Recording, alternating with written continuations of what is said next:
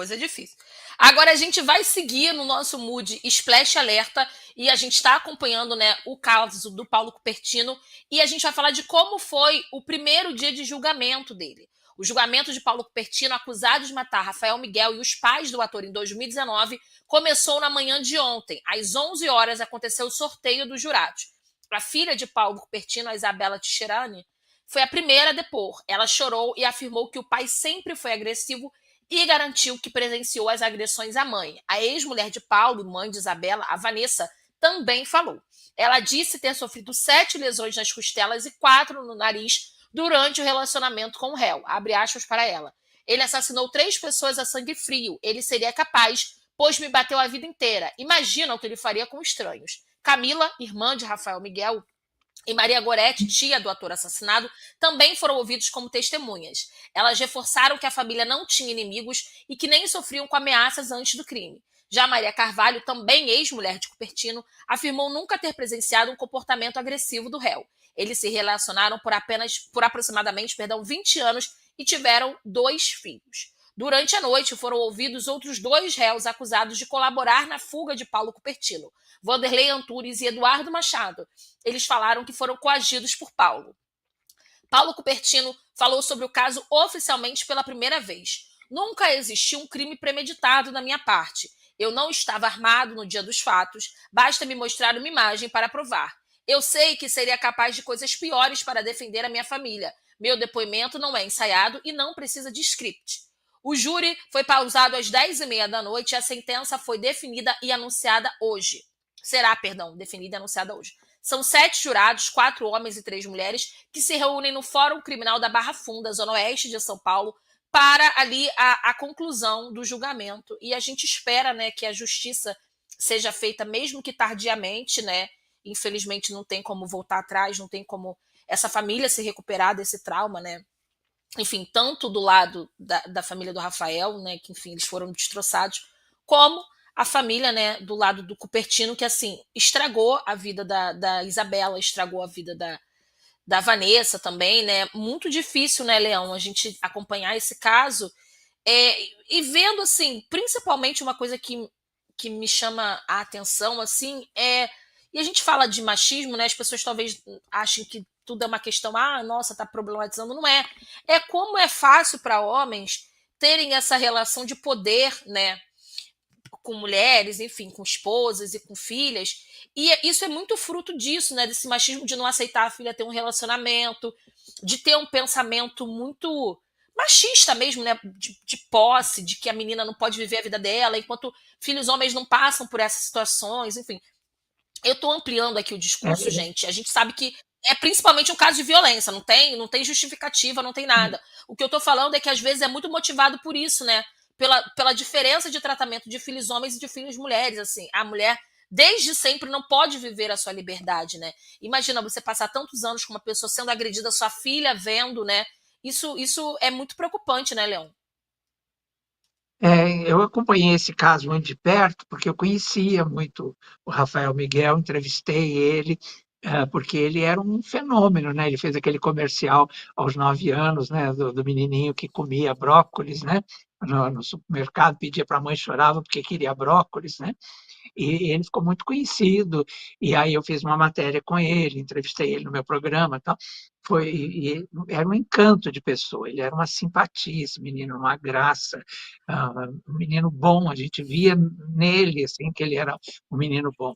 Então aquilo me chocou muito, porque ele tinha feito um bandidinho lá na novela Chiquititas, uma participação, e logo depois aconteceu essa coisa horrorosa com ele, com a família dele, e eu tenho muita pena da irmã, que ficou órfã de pai, mãe, irmão, né?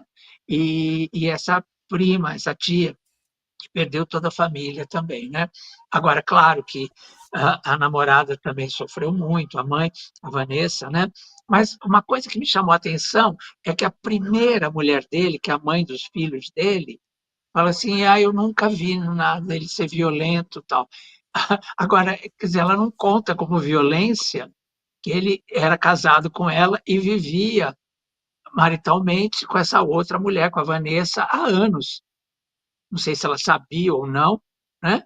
Mas, quer dizer, isso não é violência, né? Porque é estranho, né? Quer dizer, a postura, quer dizer, passiva de algumas mulheres também com relação aos homens, né? Que é uma coisa absurda, quer dizer, ela dizia assim, ele não, comigo ele nunca foi violento, eu nunca vi ele sendo violento. Claro que ela não é besta de falar que sim, porque um dia ele pode sair da cadeia e ela tem filhos com ele e tal. Mas né, você fica pensando, poxa, nunca vi ele ser violento. Quer violência maior do que essa? Ser casado com você 20 anos e viver não sei quantos anos com outra mulher? Né? É um absurdo. É. Mas é absurdo. Tem Espero que saia a um condenação. depoimento, tem um depoimento também da Isabela em que ela fala: eu ouvi muitas coisas e em determinado momento a minha mãe tentou sair desse relacionamento e se envolver com outra pessoa. Ao descobrir, meu pai fez algo a respeito. Chegou até mim que ele matou esse cara.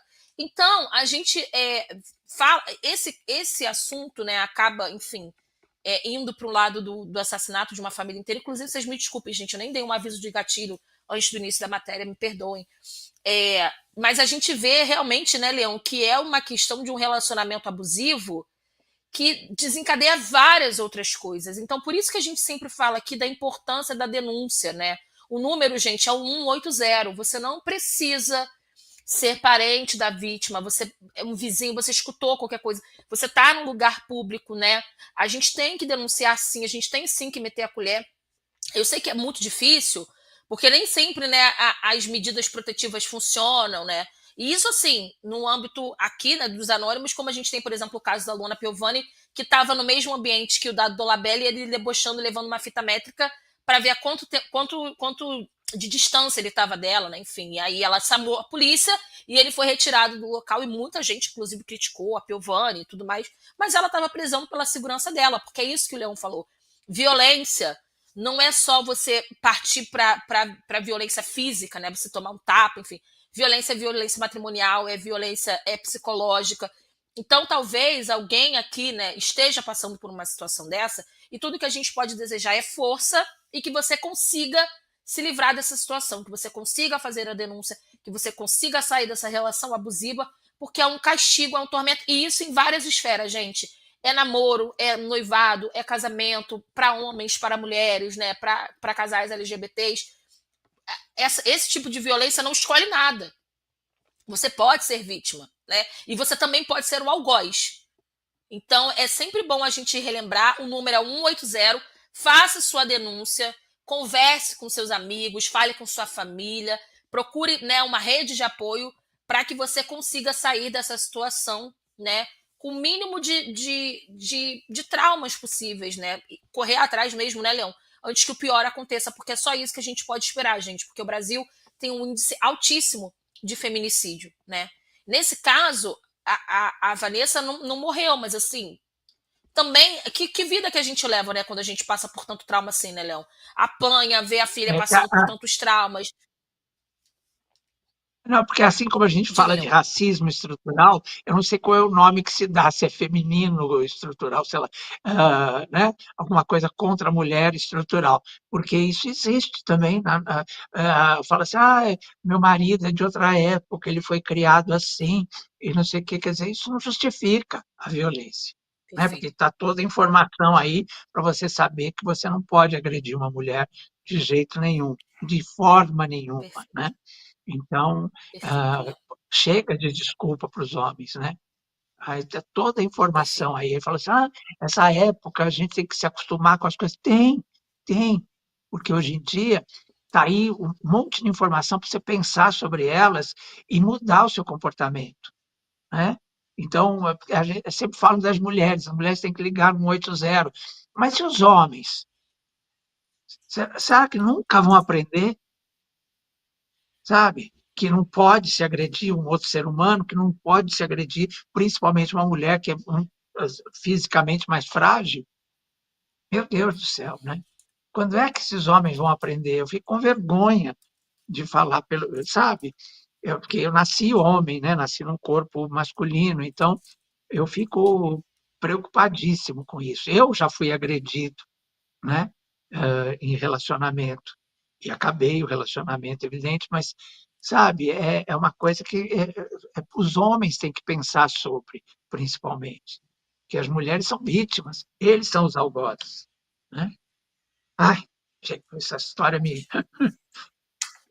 É. Bom, a gente